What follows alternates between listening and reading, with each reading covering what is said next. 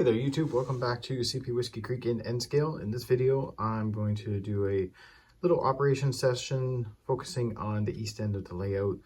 Been spending a lot of time down in the west end focusing on the whiskey distillery distribution area, as well as the belt line and things that sort of all pertain to that area.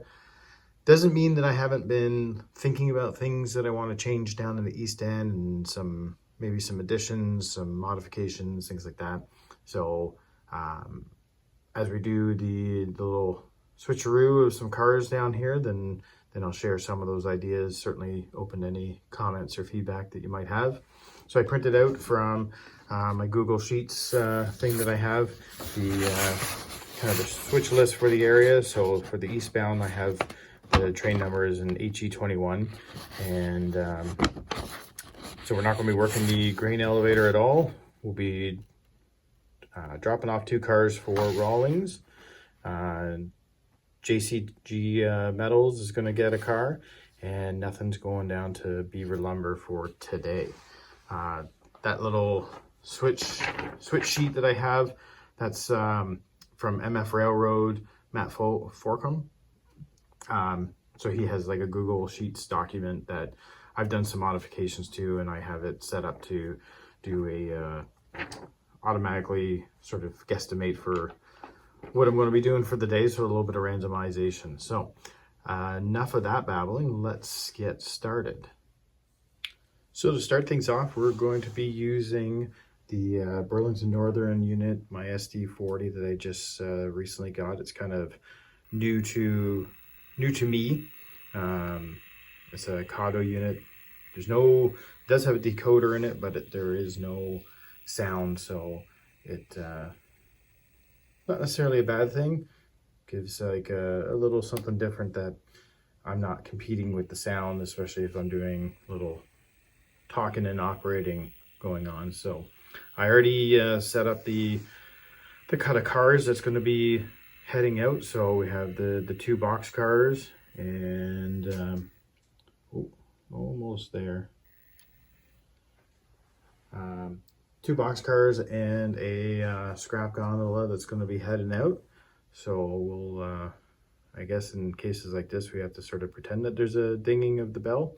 But at least this way I'm not competing with all those sounds for, but I mean, this is a nice slow runner, so it's a nice for doing things like this type of switching. So we'll head out from the yard and we'll get going.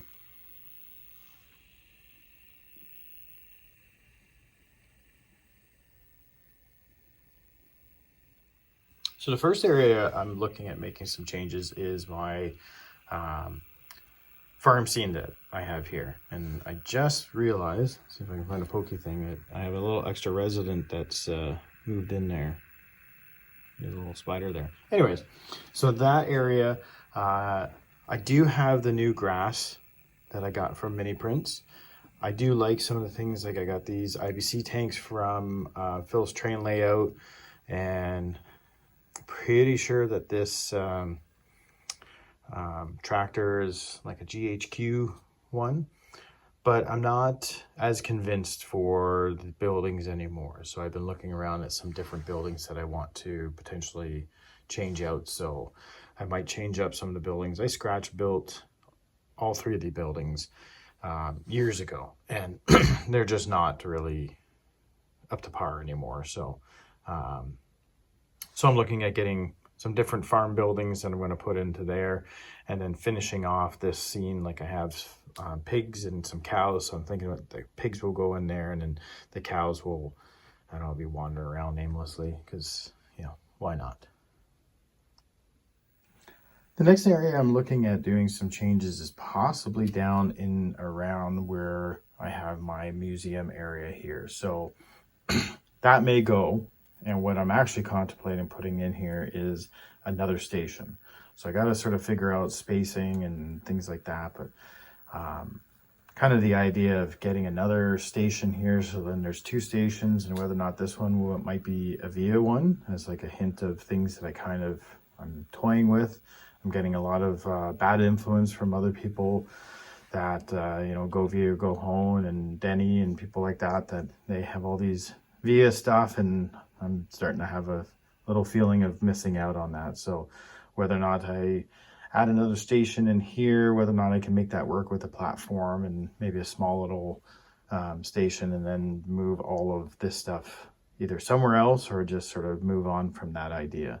So still trying to toy with the spacing and whether or not I can make that work in this area, but kind of one of those ideas that I'm working with. One of the challenges that I'm finding with the idea of the station is trying to do too much all in one area. So, I mean, even from a scenery perspective, we have already the tops of the beaver lumber sort of cutting off some of the view of the Rawlings area. And I mean, this, to be able to make it work, I haven't even done the measurements, but I would imagine that the station platform might have to come out to around here. So it could be one of those cases of just trying to do too much and putting too much into one area. But it's still one of those things that, you know, you sit there and think like, well, I have one station, and, you know, wouldn't it be nice if I had one more?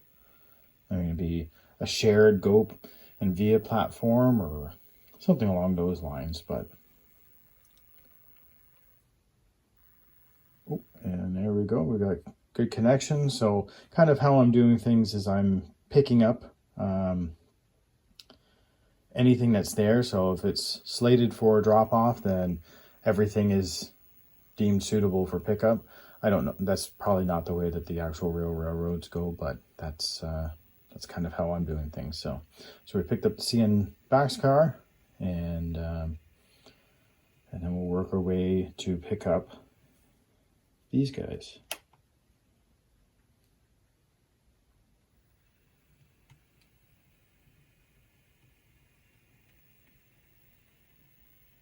And slow and easy.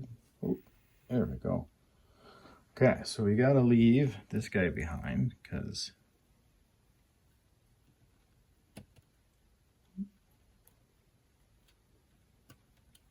there we go. All right, so now we got to move out. Oh, we did not have a good connection for, and I bet you we just picked up the scrap gong, which we did. There we go. All right, let's try this again.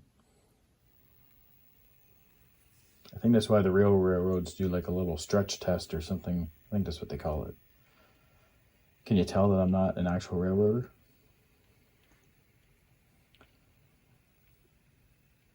I don't do this for real. I just do it for YouTube, right?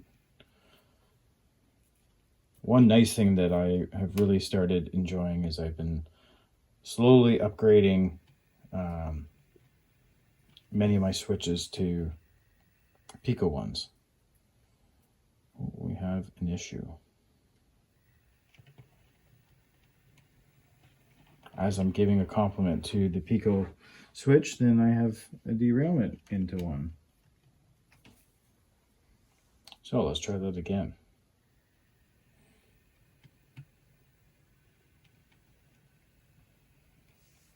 That might have actually been from my derailment or decoupling process. So we'll drop off the CSX and BCR boxcar here.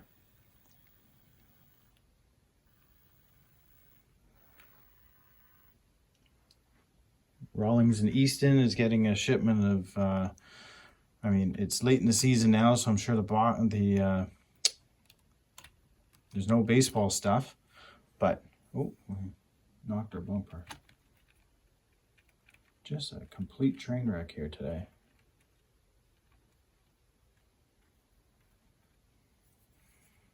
And that caused this to recouple.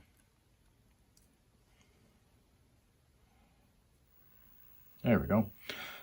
Yeah, so baseball season's midway through, if not getting close to the end. So I would imagine this is probably in preparation for hockey season for their eastern side of the house.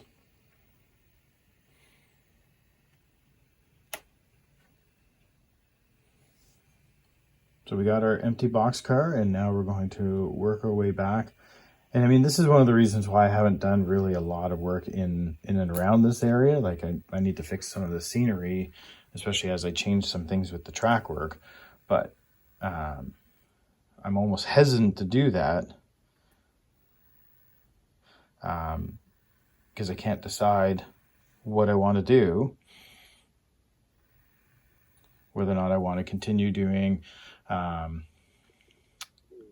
having this as a museum area on the coming off this area, whether or not it's still disconnected from the main line. I had a lot of problems with a switch that was here and wiring issues and all kinds of stuff. So it was nice when I was able to get the new switch for this area, and then I just have a continuous piece of track, and it's helped immensely. So cutting off the museum area from the main line is not a horrible thing, but it's just what to put there. You know, it's that age-old question of I have potentially an empty area and we automatically want to fill it with something. So we'll take our empty boxcar and our empty gondola and head on down to GCG Metals.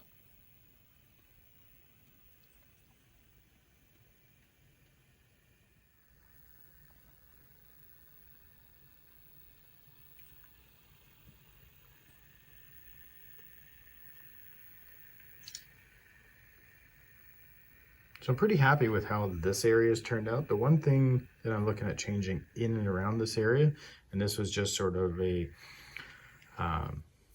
bit of a change because of I got some of the loads for the Otter Valley cars, and I find that the color on them is different than the color I have for my giant scrap pile. So what I'm actually thinking of doing is repainting my scrap pile to somewhat match what's going into the loads, because it would make sense that this pile would eventually be ending up in, or similar piles to this would end up ending up in the loads there, or in the cars. So get our switches all lined up. Ooh, and we've got to change directions properly. We'll come down, and apparently I didn't change the turnout, or this is a troublesome turnout. Yep, I didn't change the turnout. Oops, thought I did. Sometimes I can't do two things at once. Talking, switching, yeah.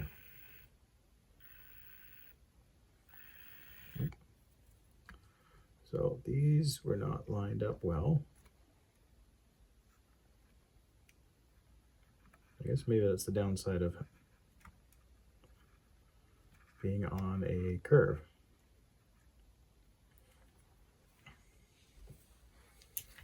Needs a little extra help here.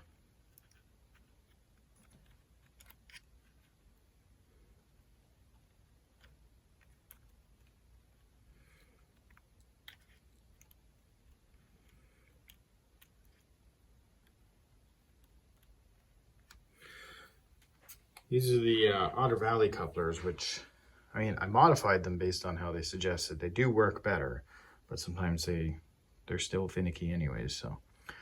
So let's pull out these ones. So these ones are full of metal, so they're going off somewhere else.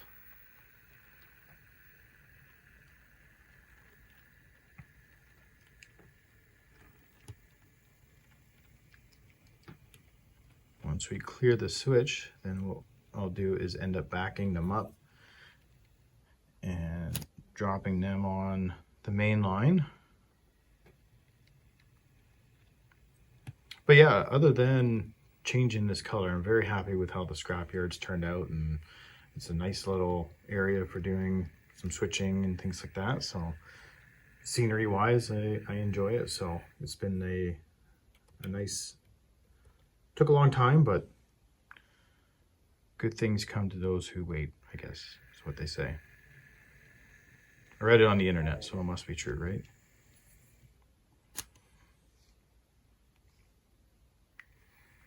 All right, so now we'll drop off this empty gondola.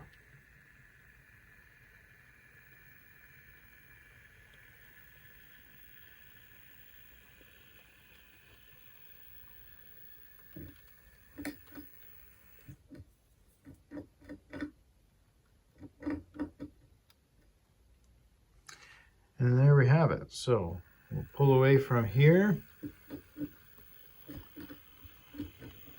And then what we're going to end up having to do is back up, pick up these guys, and hopefully they'll couple. And then we'll be on our way back to the yard.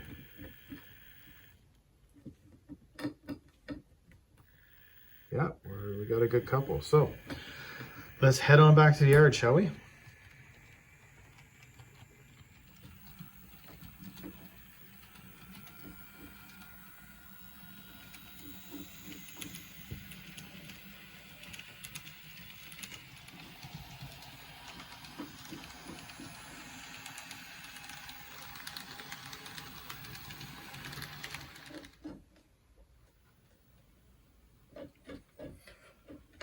All right, we're slowly nearing into the yard. Just gotta make sure we're lined up for everything that we need to be lined up for.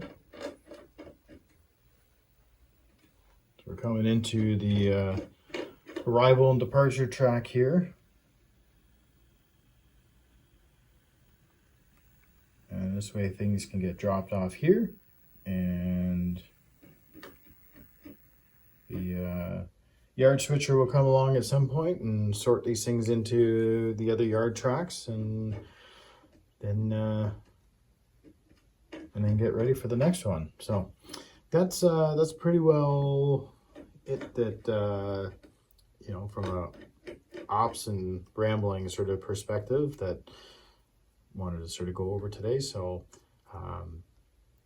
had to make sure I sort of really wanted to get down and put a video, because I was watching Mark from M&M Rails, his recent video or his live stream for Third Rail Thursday.